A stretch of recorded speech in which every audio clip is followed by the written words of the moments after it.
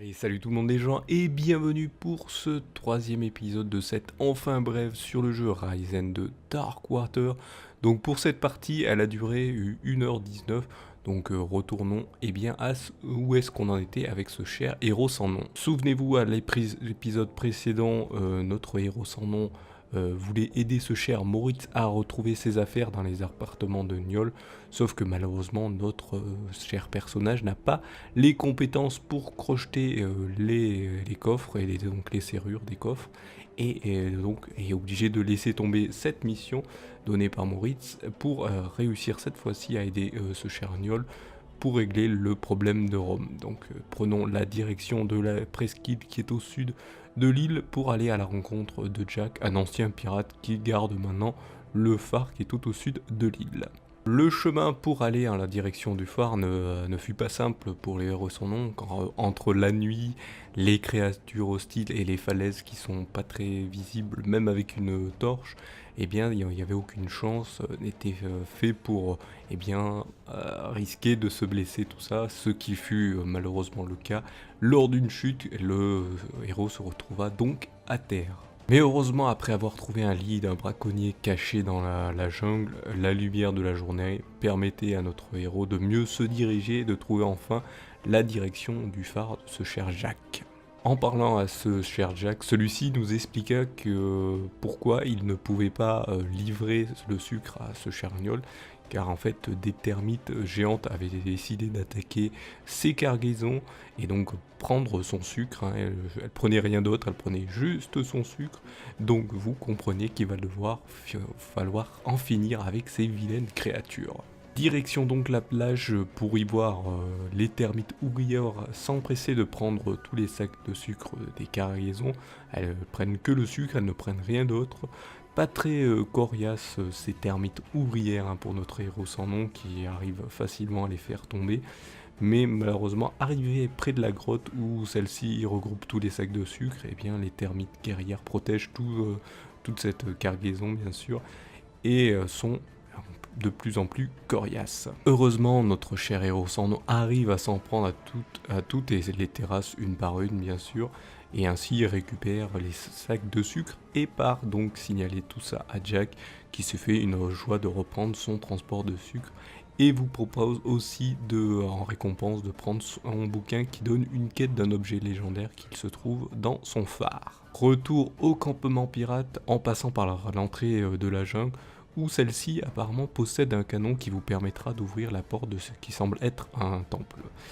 Malheureusement, pour l'ouverture, ça sera simple, mais pour combattre ce qu'il y a à l'intérieur, ça ne sera pas si simple, et malheureusement, nous vaudra d'être mis à terre à un moment.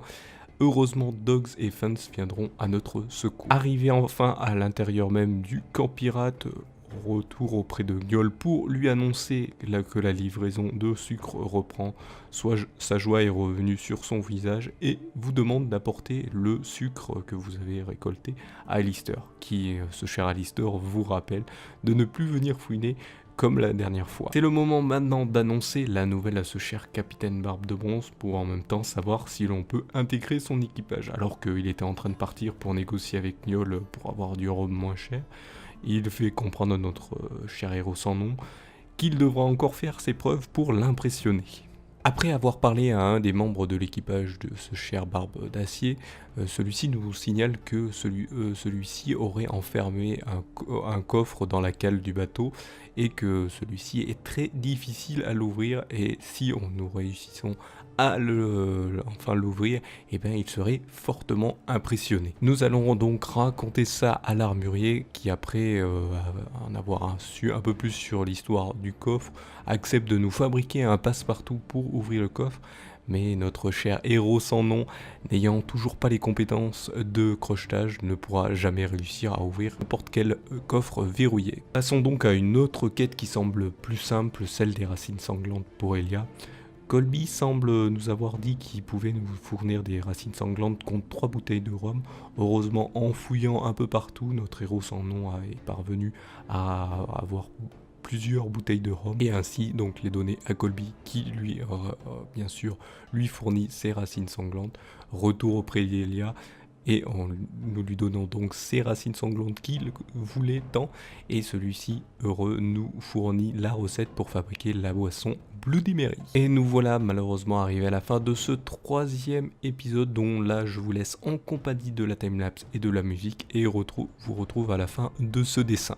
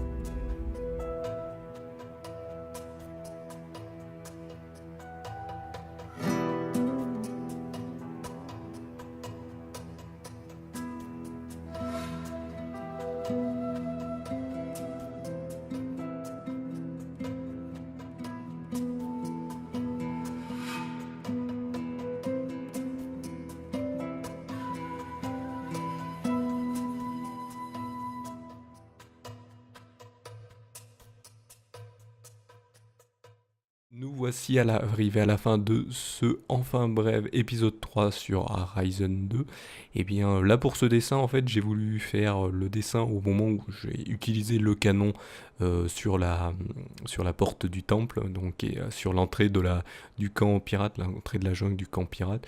Et donc au début j'ai eu du mal à viser la porte, parce qu'en fait vous pouvez viser la porte, mais en fait le boulet de canon, eh bien, retombe toujours un petit peu avant. Voilà, donc vous voyez une petite explosion, pas une explosion, mais un genre de poussière qui se fait juste devant, et vous ne cassez pas la porte. En fait, il faut relever un petit peu, tu es tiré carrément vers le dessus du temple pour pouvoir casser la porte. Et donc là, pour rigoler, j'ai fait genre, il y a Dogzak qui est à côté de vous qui dit: ah mais qu'est-ce que tu fais, il est pas très précis ce truc en plus. Et le héros dit, bah en fait, le héros sans nom dit, bah voilà, je refais un peu la décoration de la nature. Voilà. Donc voilà, je vais rigoler là-dessus.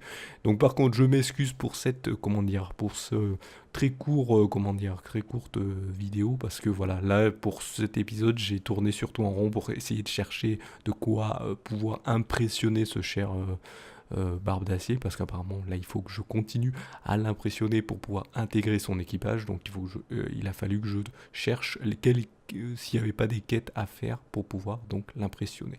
Donc voilà pourquoi ça a été long. Je vous donne à chaque fois que les principaux événements qui sont pour la quête principale ou des petites quêtes annexes qui sont plus ou moins importantes, qui peuvent aider pour la quête principale. Mais sinon, voilà, je ne vais pas vous montrer quand je tourne en rond, quand je trouve un coffre, non. Sauf si le coffre est important, il donne quelque chose d'important, mais sinon, c'est pas la peine. Donc voilà, donc je vous invite bien sûr à, comme d'habitude, mettre un petit pouce bleu si vous aimez toujours le concept, hein, pour que des gens puissent aussi peut-être découvrir ce qu'est ce jeu Ryzen 2, hein, et peut-être à venir et peut-être l'apprécier aussi.